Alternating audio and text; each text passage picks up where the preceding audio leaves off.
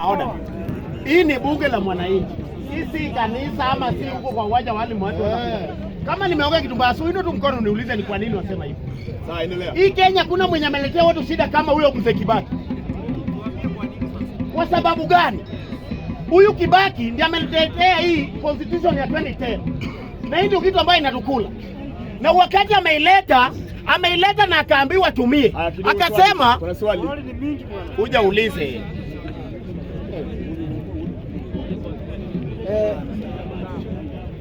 Raila mfupa, Ruto damu. Raila mfupa, Ruto damu. Nakuuliza hivi, Raila mfupa, ulijua ni nani alileta katiba mpya? Aliyenchangia? Ndugu yangu, tafuta historia ya siasa. Wacha kukua Raila mfupa, Ruto damu, hujui siasa. Ya kwamba Kibaki katiba ambayo alikuwa anataka kubadilisha ilikuwa ni katiba ya 205. Ikaangushwa. Ndio swali la jaribu information na kuinform ya kwamba katiba ambayo Kibaki alikuwa anataka ni katiba ya 205 wakati waliform hii ODM. Ndio ilikuwa katiba ambayo ya Kibaki. Hii katiba ambayo Raila mfupa Ruto damu ni katiba yenu na baba yako. No. Wewe bunge withdraw that statement baba yako. So, tukue in order. Oria, tukue na order. Wanabunge, umejua mtu hata ukiwa utaki William Samoei Ruto, usiongee vitu mingi kufurahisha watu ili onyesha ya kwamba Oria, ukiongea huwa ananyamaza. Mzee Kibaki ndiye amechangia hii shida yenye Wakenya wanapitia. Kwa sababu gani? Hii constitution ya 2010 imeletwa kwa serikali ya Kibaki. By that time, Kibaki na Raila walikuwa hivi. Alikuwa na nguvu ya kusimamisha hiyo kitu.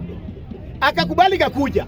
Akaambiwa atumie. Akasema mimi nimeipitisha, lakini wacha president mwenye ananifuata ndiye atumie. Sasa wacha niwaambie mahali shida ilitokea.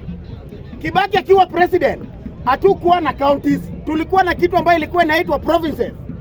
In Kenya, Kibaki alikuwa analipa watu 8 peke yake Kenya mzima. Watu 8. Wakati Kibaki anatoka, ndio kwa maana pesa ilikuwa kwa ofisi ya treasury. Na ndio kwa maana wakati Kibaki alikuwa president, ulikuwa unaona hata hii barabara ikitaka kujengwa, pesa lazima itoke kwa national government ikikuja huku. Na ndio kwa maana maendeleo yote akapeleka kwao. Barabara ya kwao ndio imejengwa Thika Road. Kwa sababu pesa ilikuwa inatoka kwa national government direct. Ukitoka hapo, pesa zilikuwa mingi, ndio kwa maana hata watoto waliletewa free education. Kwa sababu pesa ilikuwa. Mpaka wakati anatoka kwa kiti, watu wanapatikana hapa kwa salon na pesa gunia, wakinaanu Waiguru. Kwa sababu pesa ilikuwa. Huyu jamaa anatoka, anawacha Uhuru Kenyatta akiwa anaingia. Uhuru Kenyatta anaingia, governors 47 unataka kulipa, women representatives 47 unataka kulipa, senators 47. Kazi ya senator ni nini by the way? MCAs. Women representatives, MCAs, wabunge wameongezeka karibu 2,000 na ala bado mnasema hapa. Huyo ndio mwenye ametuletea hii shida.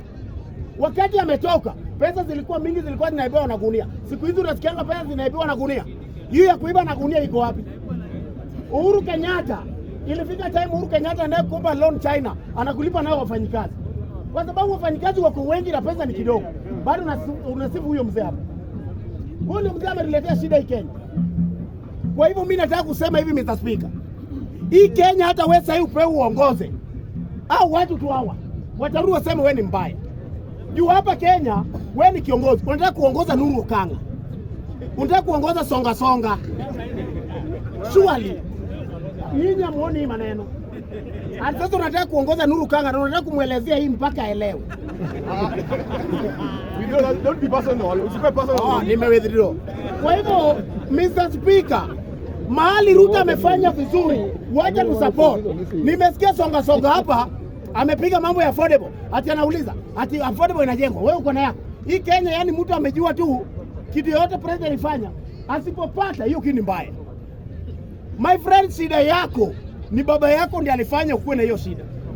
Wakati baba ya Ruto na baba ya Raila na baba ya Uhuru Kenyatta walikuwa na grab Nairobi, walikuwa wanatafuta pesa. Baba yangu alikuwa anadanza Wino Lawi yuko Siaya. Akitafuta wasichana wenye wako na haga. Kwa hivyo mimi siwezi blame baba ya mtu. Wacha baba ya mtu apate pesa leo watoto wake. Kwa sababu hii affordable housing, Mr. Speaker, mtu anaipiga. Affordable housing hata ikijengwa si lazima inisaidie, lakini affordable housing zikijengwa 10,000 hapo Jakarta, 10,000 houses, hao familia 10,000 wenye wataingia kwa hizo nyumba watakuwa wamehama hapa ndani. Wakihama hapa ndani, hizo nyumba zitabaki vacant. Wakati nyumba ni vacant mingi, nini ya nyumba, value ya nyumba inarudi chini, rent inarudi chini, mtu waoni. Wakati hizo nyumba zimejengwa hapa, kuna mtu wa boda atakuja atengeneze stage hapa, atakuwa anabeba watu kupeleka stage, si ime create job. Bibi yako anakuja afungue kibanda hapa, si atakatia wa mama mboga. Wewe hiyo uoni, wewe unatumia akili kama helmet. Yangu iko wapi? My friend, mimi nataka niwaambie, kama kuna president ambaye anafanya kitu yenye inaonekana ni William Samoei Ruto. Wacha niwaambie kwa nini. Within 3 years Ruto amedili na vitu ambaye zinaguza mwananchi wa kawaida. Kitu ya kwanza ni gani? Kitu ya kwanza ni food. Mambo ya chakula Ruto amedili nayo accordingly. Uhuru Kenyatta. Order. Mr. Speaker, protect me from the action. Tutulie kidogo. Wacha amalize. Wacha amalize. Niko na swali Mr. Speaker. Jibu swali yangu bwana Mr. Speaker. Wacha ulize. Mmoja wewe nilikuwa nataka nikupe namba next round. Kuja uulize basi. Hiyo namba. Sawa. Sio namba. Mr. Speaker, niko na swali. Amesema Ruto amepea watu chakula na 95% ya watu wako hapa wanarudi kukunywa maji walale. Ni akina nani hapa wampewa chakula? Sawa, uliza swali hadi kae chini. Mr. Speaker. Wewe nani order. Nataka kujibu huyu jamaa. Umejua Slolana unajibu vizuri sana. Jibu alafu namba 3. Mr. Speaker, hakuna venye mtu amekaa kwa gunia hapa tangu asubuhi mpaka jioni anasema Ruto ampee chakula. Kuna kitu moja nataka niwaambie. Wewe mwenyewe Ruto anasanya nini ngapi kwako kwa siku?